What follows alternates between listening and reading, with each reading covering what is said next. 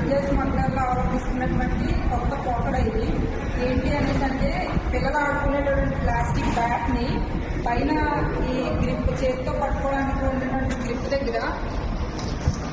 దగ్గర కట్ చేసి దానికి ఈ విధంగా కట్ చేసి దీంట్లో గంజాయి ఫిల్ చేసి ఈ విధంగా గంజాయి ఫిల్ చేసి దాన్ని మళ్ళీ యాజ్గా మళ్ళీ దాన్ని టేప్తో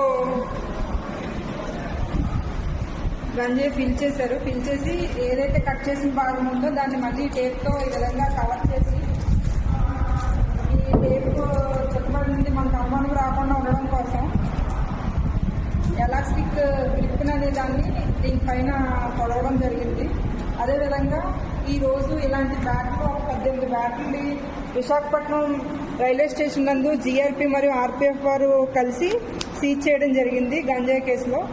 ఈ బ్యాట్ నందు ఉన్నటువంటి బిల్ చేసినటువంటి గంజాయి బయటికి తీయగా సుమారు ఒక 1/2 కేజీ వరకు రావడం జరిగింది. బ్యాట్ ఒక 1/2 కేజీ, ఇది ఒక 1/2 కేజీ ఇలా రావడం జరిగింది. ఈరోజు ఇవన్నీ సీజ్ చేయడం జరిగింది.